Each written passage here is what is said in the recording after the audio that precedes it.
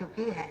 इसके साथ ही ये कांग्रेस पार्टी जबरदस्त जातिवादी होने के कारण शुरू से ही हर मामले में, खासकर यहाँ दलित, आदिवासी व अन्य पिछड़ा वर्ग विरोधी पार्टी भी रही है और अभी भी है, जिस कारण केंद्र में रही इस पार्टी की सरकार ने इन वर्गों के मसीहा व भारतीय संविधान के मूल निर्माता परम पूज्य बाबा साहब डॉक्टर भीमराव अंबेडकर को भारत रत्न की उपाधि से भी सम्मानित नहीं किया था, जिसके लिए वो हर प्रकार से पात्र भी थे।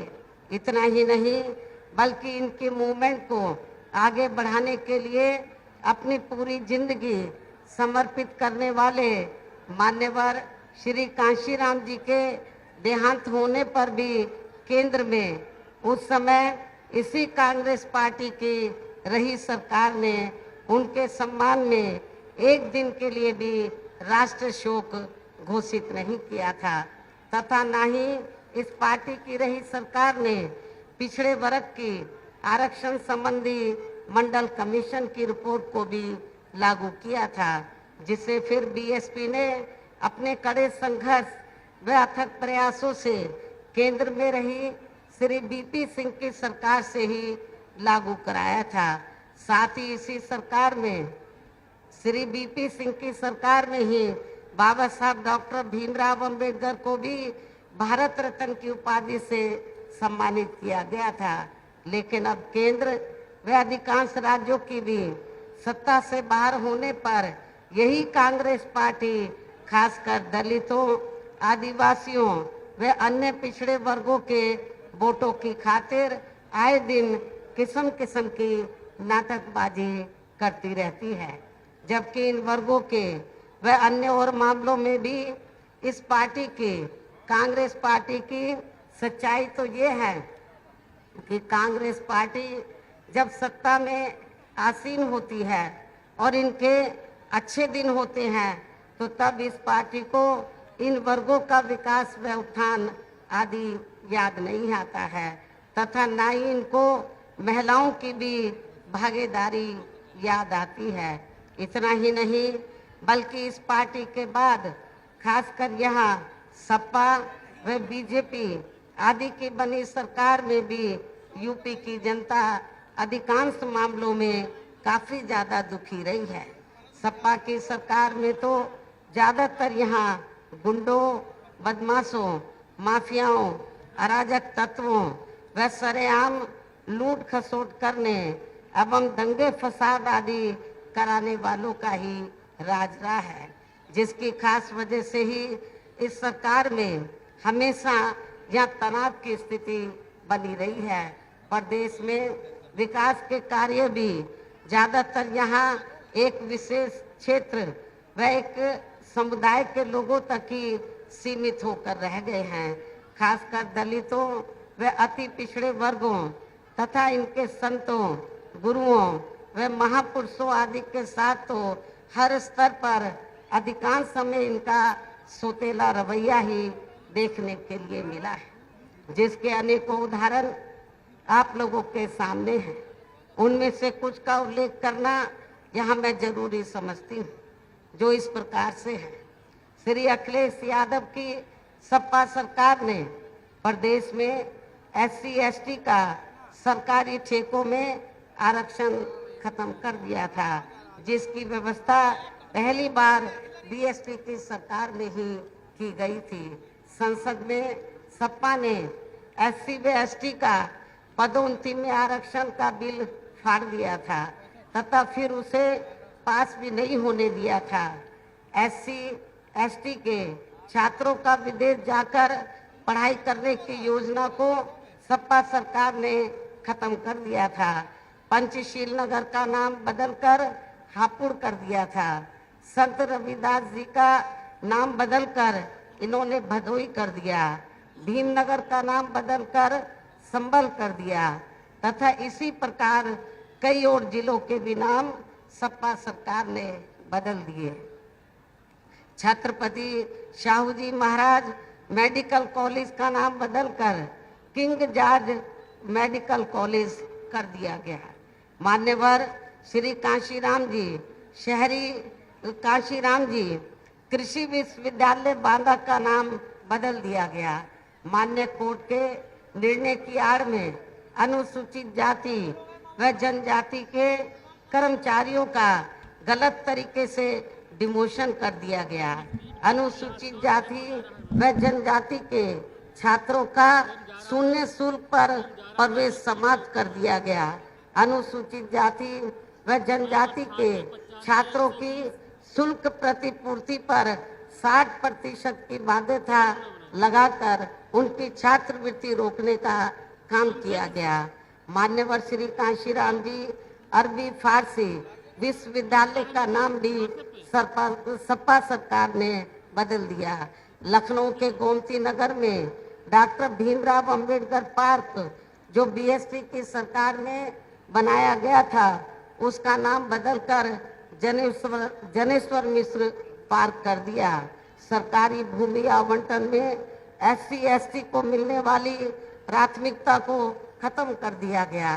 SC/ST की भूमि खरीदने को लेकर नया संशोधन लेकर आए, जिसमें बिना DM की अनुमति के कोई भी उनकी जमीन खरीद सकता था, जिससे इन कमजोर वर्गों की जमीन को हत्याया जा सके। इस प्रकार से सपा व श्री अखिलेश यादव का दलितों एवं अति पिछड़े वर्गों तथा इनके संतों, गुरुओं व महापुरुषों के आदि के प्रति इनका ऐसा है ये असली प्रेम, तथा इनका ये ऐसा है समाजवाद, जिन्हें मद्देनजर रखते हुए अब इन वर्गों के लोगों को इस चुनाव में ऐसी समाजवादी पार्टी को किसी भी कीमत पर अपना वोट नहीं देना है। इतना ही नहीं, बल्कि मैं इन सभी मामलों को लेकर ये भी सोच रही थी कि सपा सरकार के हटने के बाद शायद बीजेपी की सरकार सपा के इन फैसलों को जरूर बदल देगी, लेकिन ऐसा नहीं किया गया, जिससे सपा की तरह बीजेपी सरकार की भी दलितों एवं अन्य पिछड़े वर्गों तथा इनके संतों, गुरुओं व महापुरुषों आदि के प्रति जातिवादी मानसिकता साफ झलकती है। इसलिए चुनाव में सपा के साथ साथ बीजेपी को भी हमें सत्ता में आने से जरूर रोकना होगा। इसी प्रकार भाजपा सरकार की भी नीतियां व कार्यशैली अधिकांश यहाँ जातिवादी, पूंजीवादी एवं RSS के संकीर्ण एजेंडे को ही लागू करने पर टिकी रही हैं, जिससे प्रभावित एवं शिकार हुए लोगों का इस सरकार में सही से विकास व उत्थान आदि नहीं हो सका है। साथ ही इनका हर स्तर पर काफी ज्यादा शोषण व उत्पीड़न आदि भी किया गया है। धर्म के नाम पर हमेशा यहाँ तनाव व नफरत आदि का वातावरण ही बना रहा है। प्रदेश में अपराध भी वर्तमान भाजपा सरकार में काफी ज्यादा बढ़े हैं। खासकर दलित, अकलियत व महिलाएं आदि भी इस सरकार में कतई भी सुरक्षित नहीं रही हैं। ताजा उदाहरण उन्नाव कांड का है, लेकिन मीडिया में उनके सही आंकड़ों व सच्चाई आदि को अधिकांश दबा दिया जाता है। इसके अलावा प्रदेश में गरीबों, मजदूरों, बेरोजगारों, दलित अन्य मेहनतकश लोगों के साथ साथ दलितों, आदिवासियों व अन्य पिछड़े वर्गों, मुस्लिम एवं अन्य धार्मिक अल्पसंख्यक समाज के लोगों के हित व कल्याण के लिए वर्षों से जो भी यहाँ सरकारी योजनाएं चल रही थी, तो उनका भी इन्हें वर्तमान भाजपा सरकार में सही से पूरा लाभ नहीं मिल पा रहा है। साथ ही दलितों व पिछड़ों को भी अब आरक्षण का पूरा लाभ नहीं मिल पा रहा है, क्योंकि अब ज्यादातर सरकारी कार्य प्राइवेट सेक्टर के जरिए ही कराए जा रहे हैं, जिसमें इनके लिए आरक्षण की कोई भी व्यवस्था नहीं है। सरकारी नौकरियों में भी इनका आरक्षण का कोटा पूरा नहीं किया जाता है। मुस्लिम व अन्य धार्मिक अल्पसंख्यक समाज के लोगों के साथ तो बीजेपी की सरकार में अधिकांश यहाँ पक्षपात वाला रवैया ही अपनाया गया है। विशेषकर मुस्लिम समाज तो इस सरकार में सबसे ज्यादा दुखी रहा है। इतना ही नहीं बल्कि इस बार बीजेपी की सरकार में अपर कास्ट समाज में से विशेषकर प्रबुद्ध वर्ग भी हर मामले में अपने आप को काफी ज्यादा उपेक्षित महसूस करता रहा है। इसके अलावा इनकी गलत आर्थिक नीतियों के कारण यहाँ गरीबी, बेरोजगारी व महंगाई आदि भी काफी ज्यादा बढ़ी है। इसके साथ साथ उत्तर प्रदेश सहित पूरे देश के किसान भी केंद्र सरकार की गलत नीतियों के कारण काफी ज्यादा दुखी व परेशान रहे हैं और अभी भी हैं। साथ ही प्रदेश में बेरोजगार लोगों को रोजगार नहीं मिलने के कारण ही ज्यादातर इनको इस सरकार में भी पलायन करना पड़ा है। आप लोगों को ये मालूम है कि यूपी में बीएसपी को छोड़कर तो जितनी भी यहाँ सरकारें रही हैं, चाहे कांग्रेस की रही हो, चाहे सपा की रही हो, चाहे बीजेपी की वर्तमान में चल रही हो, इन सभी सरकारों में जब यहाँ बेरोजगार लोगों को रोटी रोजी के साधन नहीं मिले तो बड़े पैमाने पर ये पलायन करके चले गए। लेकिन उत्तर प्रदेश में बीएसपी की ही अकेली ऐसी सरकार थी। जब 4 बार बीएसपी की सरकार बनी तो मेरी चारों हुकूमत में लोग पलायन करके नहीं बल्कि जो पलायन करके चले गए थे रोटी रोजी के लिए, वो फिर से उत्तर प्रदेश में वापस आ गए। उनको लगा कि यहाँ उनको रोटी रोजी के साधन मिलेंगे और मेरी सरकार ने उनको रोटी रोजी के साधन दिए भी। इस प्रकार से इन सभी विरोधी पार्टियों की रही सरकारों में शुरू से ही यहाँ यूपी की जनता काफी ज्यादा दुखी व परेशान रही है। विशेषकर कोरोना महामारी के दौरान तो इन सभी की हालत और भी ज्यादा खराब हो गई है।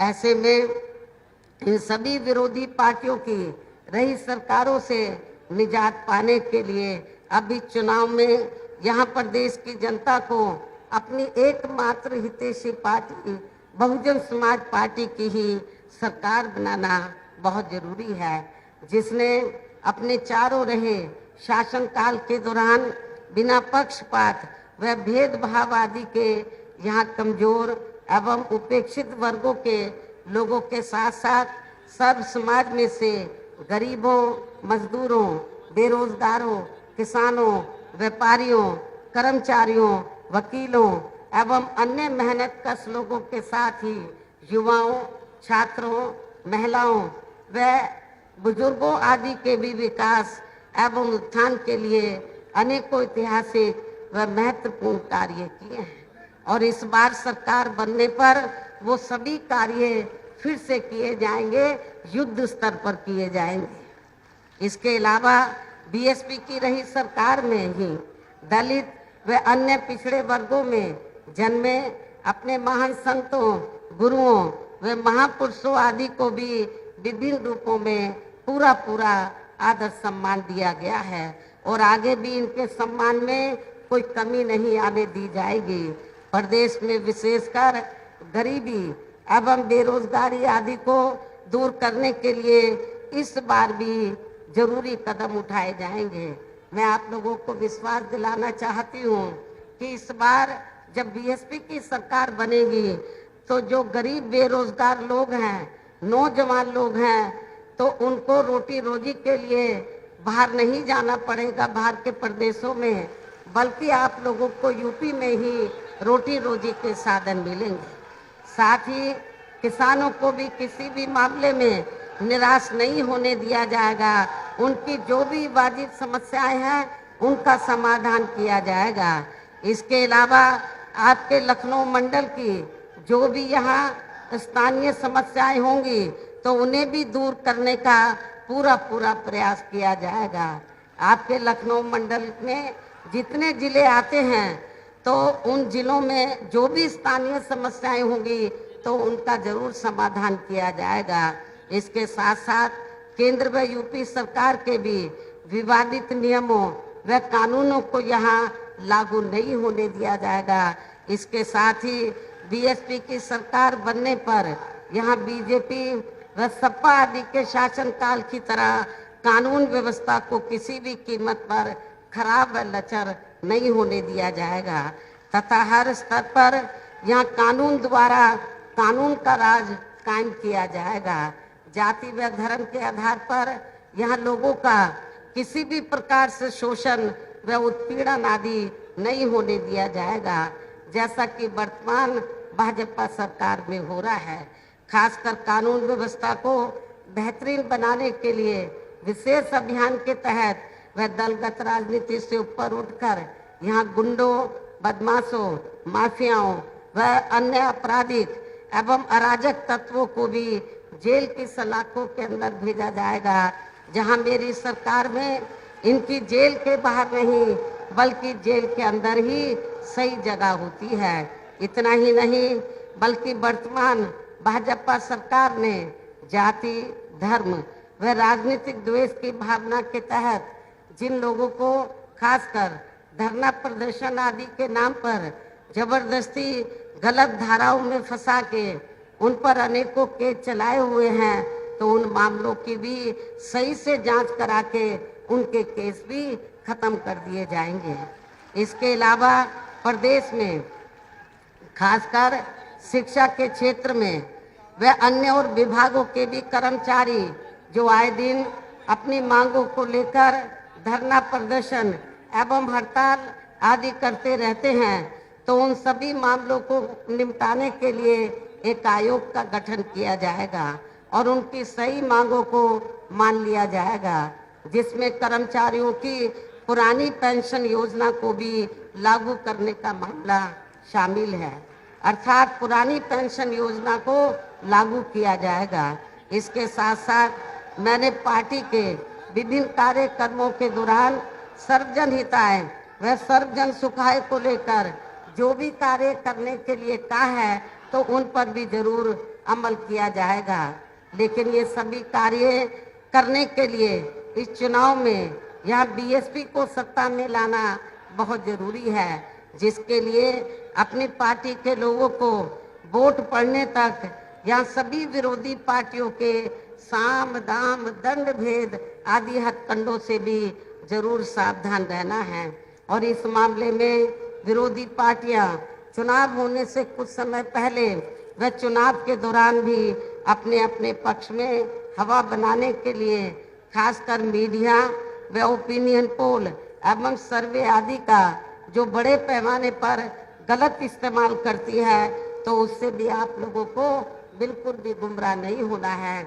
जैसे सन 2007 के हुए विधानसभा चुनाव में उस समय मीडिया में जो बीएसपी को लेकर ओपिनियन पोल व सर्वे आदि दिखाए गए थे, तो आप लोगों को मालूम है वो गलत साबित हुए थे। इस बार भी आपको मीडिया में ओपिनियन पोल सर्वे जो भी दिखाए जा रहे हैं उसको गलत साबित करना है, ये आज आप तैयार करके जाएंगे। इसके साथ ही पूर्व की तरह इस चुनाव में भी विरोधी पार्टियों ने विभिन्न रूपों में जो अपने हवाई व प्रलोभन भरे चुनावी घोषणा पत्र आदि जारी किए हैं, जिन्हें सत्ता में आने के बाद ये पार्टियां अधिकांश अमल में नहीं लाती हैं, तो उनके बहकावे में भी आपको कतई नहीं आना है, जिन पर से अब जनता का काफी हद तक विश्वास ही उतर गया है। इसलिए इस मामले में बीएसपी किसी भी चुनाव में विरोधी पार्टियों की तरह अपना कोई भी चुनावी घोषणा पत्र आदि जारी नहीं करती है। वैसे भी बीएसपी कहने में बहुत कम बल्कि कार्य करके दिखाने में ही ज़्यादा विश्वास रखती है, और ऐसा हमने यहाँ यूपी में अपने चारों रही सरकारों के दौरान काफ़ी कुछ करके भी दिखाया है। इसके साथ ही यहाँ मैं ये भी कहना चाहती हूँ कि हमारी पार्टी की चारों रही सरकारों ने प्रदेश में बिगड़ी हुई कानून व्यवस्था को सुधारने के साथ साथ प्रदेश के विकास व आम जनहित के लिए जो असंख्य अति महत्वपूर्ण कार्य किए हैं, वो अभी तक यहाँ किसी भी विरोधी पार्टी की सरकार ने नहीं किए हैं, बल्कि ज़्यादातर उन्हीं कार्यों के नाम व स्वरूप आदि बदलकर अब विरोधी पार्टियों की सरकारें उन्हीं को ही भुनाने में लगी रहती हैं, लेकिन उन कार्यों के प्रति इनकी नीयत व सोच सही नहीं होने के कारण उसमें भी ये पार्टियां ज़्यादा सफल नहीं हो पा रही हैं। और अब मेरा यही कहना है कि आप लोगों को चुनाव में अपने हित व कल्याण के लिए या फिर से बीएसपी की सर्वजन हिताय व सर्वजन सुखाय की नीतियों पर आधारित सरकार बनाना बहुत जरूरी है। और इसके लिए पार्टी के लोगों को वोट पड़ने वाले दिन सबसे पहले सुबह उठते ही व समय से अपने अपने पोलिंग बूथों पर अपना वोट डालने के लिए जरूर जाना है। इसके साथ ही आपका वोट अन्य कोई व्यक्ति ना डाल सके, इसका भी आप लोगों को खुद ही ध्यान रखना है। इसके साथ साथ अपनी पार्टी का कोई भी वोट पड़ने से ना रह जाए तो उसका भी पार्टी की हर पोलिंग बूथ की कमेटी को विशेष ध्यान रखना है। इन्हीं जरूरी बातों के साथ ही अब मेरी बीएसपी के लोगों से यही अपील है कि हमारी पार्टी ने यहाँ के लखनऊ मंडल में जिन भी विधानसभा की सीटों पर अपने उम्मीदवारों को चुनाव के मैदान में उतारा है, जो यहाँ आप लोगों के बीच में मौजूद हैं, तो उन्हें आप लोगों को वोट वाले दिन अपनी पार्टी के हाथी चुनाव चिन्ह के सामने वाले बटन को दबा के जरूर जिताना है। उनको यूपी की असेंबली में जरूर जिताकर भेजना है और फिर से आपको यहाँ सन 2007 की तरह ही बीएसपी की अपनी पूर्ण बहुमत की सरकार जरूर बनाना है। तभी फिर प्रदेश में अमन चैन कायम होने के साथ साथ यहाँ सभी धर्मों व वर्गों के लोगों का भी सही से विकास व उत्थान आदि हो सकता है। साथ ही यहाँ अन्याय, अपराध, भय व भ्रष्टाचार मुक्त एवं विकास युक्त वातावरण भी पैदा हो सकता है। और तभी फिर यहाँ परम पूज्य बाबा साहब डॉक्टर भीमराव अंबेडकर एवं मान्यवर श्री कांशीराम जी आदि का भी सही सपना साकार हो सकता है। और तभी फिर लखनऊ जो आपकी यूपी की राजधानी है, आपके प्रदेश की राजधानी है, तो लखनऊ का भी सही से विकास हो सकता है, इसका सौंदर्यीकरण हो सकता है। ये मैं आप लोगों को बताना चाहती हूँ। लखनऊ के बारे में आप लोगों को मालूम है कि जब तक यूपी में बीएसपी के नेतृत्व में सरकार नहीं बनी थी तो लखनऊ की हालत बहुत ज़्यादा खराब थी। लखनऊ में जो लोग आते थे तो वो सोचते थे कि लखनऊ में कुछ नहीं है, जैसे और जिलों की हालत है वैसी राजधानी की हालत है। लेकिन जब मेरी सरकार बनी तो लखनऊ की सूरत बदल गई, लखनऊ के में सड़कें बन गई, लखनऊ में स्थल बन गए, पार्क बन गए, बिजली पानी की व्यवस्था की गई और मार्केट में जो तार लटके रहते थे उनको सही किया गया।